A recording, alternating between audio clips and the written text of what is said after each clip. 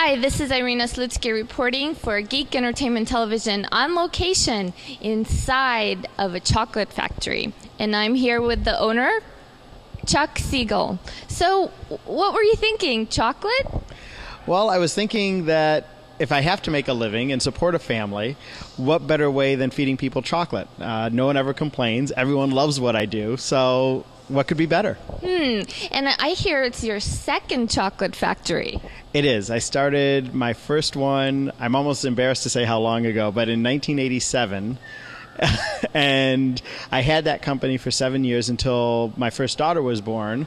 And this company, Charles Chocolates, we just started a year and a half ago. Okay. And so tell me, it looks like your factory staffed with robots. Well, you're right, but we're trying not to let anyone know that. No, we love our robot. No, we actually have candy makers who make everything we make. It's all made by hand. We use machines all the time, but ours is a very small kind of artisanal chocolate making process where everything is made fresh every week, and it's all in small batches, and it's all by hand. So what was like a huge disaster that you had that should have been on I Love Lucy? We haven't had any huge disasters, thankfully, like that. We've had products that have just taken forever, though, to develop, and just things that were so painfully difficult that I almost quit some of the products mid-development, but finally they came together. But thankfully, no like chocolates flying off the line, no 2-inch deep puddles of chocolate on the floor. Yes. So is like Valentine's Day, you can't give your wife chocolate, can you? I think she'd divorce me. My Mother's Day was yesterday. It's the same day. If I came home with a box of my chocolates, I think that would pretty much be the end. All right. So let's see what goes on in the factory.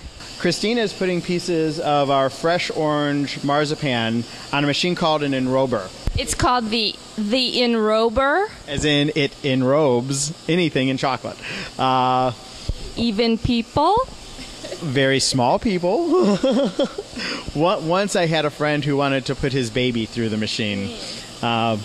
We thought better of it. And then we decorate it, and for our marzipans, we decorate it with little pieces of textured plastic. So once the chocolates have cooled, there will be a really beautiful textured cover on the chocolate. And it's one of the ways that first we make them look really cool, but second, we're able to differentiate between the different candies that we're making. So what is this machine where the chocolates are going into? What happens inside? Well, this is called the cooling tunnel, which is kind of self-explanatory. The chocolates go in one end wet, and they come out the other end completely cooled and ready for us to package or to put on trays to store. So how many can you wrap like that?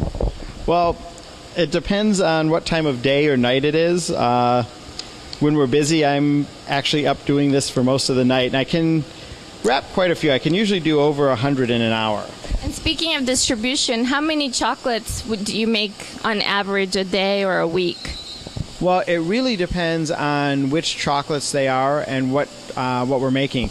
We're making thousands and thousands a day before Valentine's Day, before Easter, before Mother's Day. But in an average week, not around a holiday, we're probably making anywhere from about 4,000 to 6,000 pieces of chocolate a week. And here is the final result. The chocolates are so popular that Chuck had to close his store early this weekend because they sold out. So I'm going to wrap this up and eat as much of this as I can.